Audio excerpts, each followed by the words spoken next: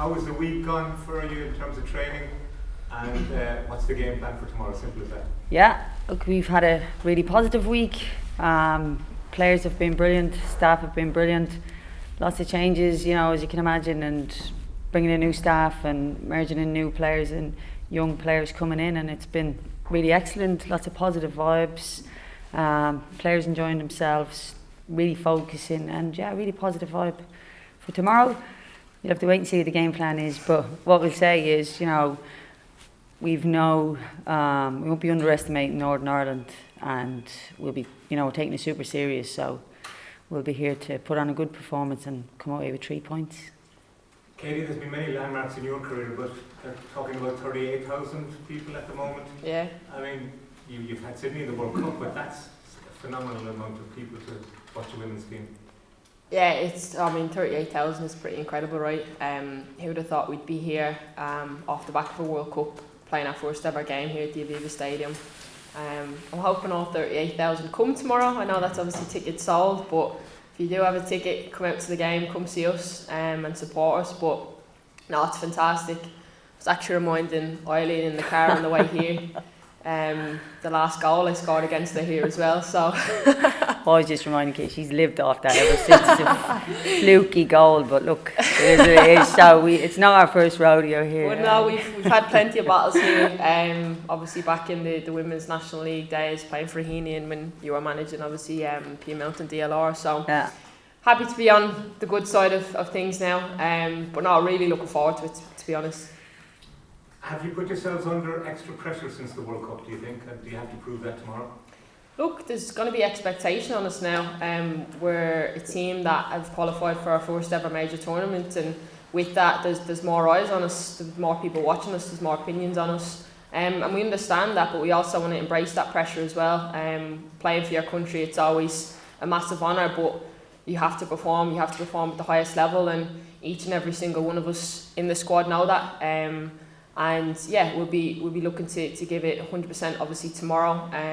The Nations League, it's new for us all, but we'll be embracing the experience tomorrow, of course, making history, but there's also a game to play, and like Eileen said, we won't be underestimating Northern Ireland at all. Eileen, is there a change in terms of style of play or game plan? Yeah, well, Tony, we're working on being really adaptable and flexible, allowing a lot of freedom for players to problem solve and make their own decisions, and that's really what we've been working on in training, that players are able to identify particular situations, and then they can adapt and make a decision within that, and that allows for creativity on the pitch, because once the players step over the line, it's essentially their decision. So we've been allowing that freedom to happen, and then again, of course, not underestimating Northern Ireland, also a team with major tournament experience, a new, very highly experienced head coach in. So paying attention to all aspects of the game, but really promoting that adaptability. Thank you. Yeah. Eileen, could you tell us a little bit about the defender Caitlin Hayes, who's linked up with the squad this week? Yeah, so we've had Caitlin in training with us, as you've read. She's eligible through her grandparents. She's been a good addition having in around this week with us. She's had her citizenship approved, so that's as far as we are with that for the moment. But she's a good addition in with us in the camp this week. What do you think she can add? I think she adds a lot of power. She's pretty dynamic and a real threat in the air. You've been involved in football for a long time. It must be a pretty special occasion to be able to go out there. To be able to go out there to the Aviva, over 30,000 people. It's absolutely incredible. I mean, like you said, we've been involved in football many years in Ireland. I've been involved in it more than Katie's been born. So it's a real. I mean, I can't describe my love for Irish football. It's in your soul, and I've stayed in Ireland, deliberately and committed to Irish football. So to walk out into the Aviva with 38,000 people, as Katie said, bums on seats now, that's just the pinnacle of where we are right now, and we're hoping to drive that forward. But I can't think of a bigger honour, to be involved in this moment, and it's monumentous for the players, and we really want to, connect with the fans on that and give them a good experience. So, yeah, it's the biggest moment so far for us, I think, as a home nation. Yeah.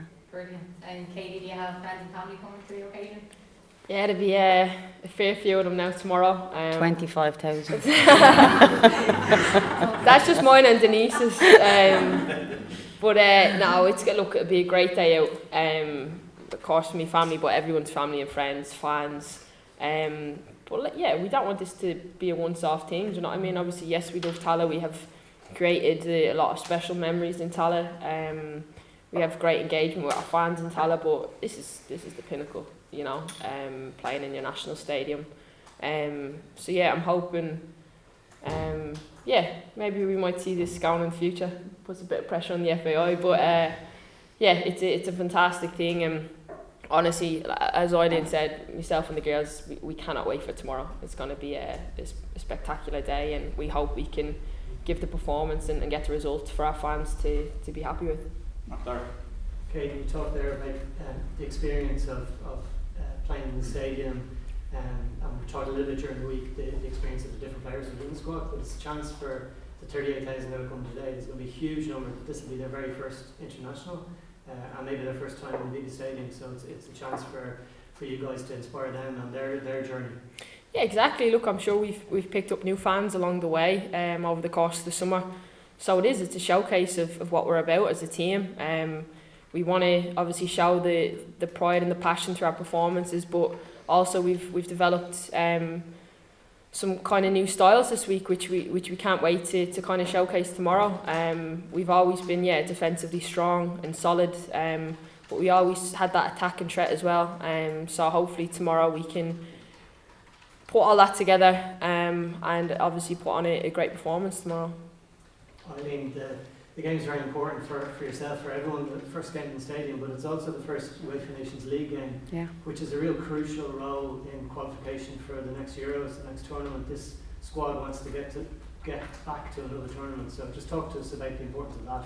Yeah, I mean, it's like you said, the Nations League, super important. We've been driving that message home all week within the camp, and nobody's taking that for granted. And as we've spoken about as a team, this is the first step on the road to qualification for Euros 2025. So we're not treating this in any other manner as a competitive game that we want 3 points from, and we know this is the first step on a longer journey.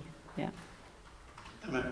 Eileen, what do you expect from Northern Ireland tomorrow? Obviously a new manager in there. Is there anything in particular that you're looking out for?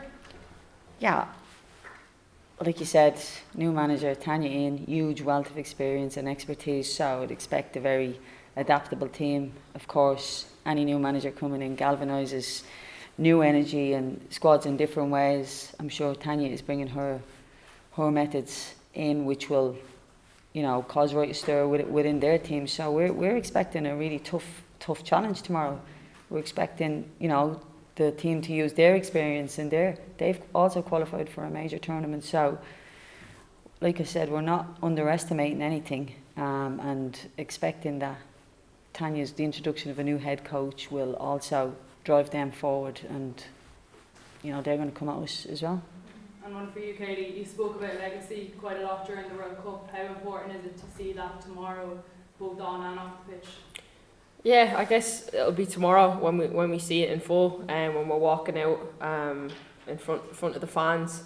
It's obviously our first game since the tournament, and yeah, you know what? It's just so exciting. I'm hoping we see thousands of girls and boys coming to cheer us on. We've seen obviously all the support online over the course of the summer in Australia as well, but this will be the first time we actually feel it at home, and the fact we can do it here in our national stadium is incredibly special. Katie, can you talk to us a bit about Emma Byrne, the coach? Like, we can see that she's not the goalkeeping coach.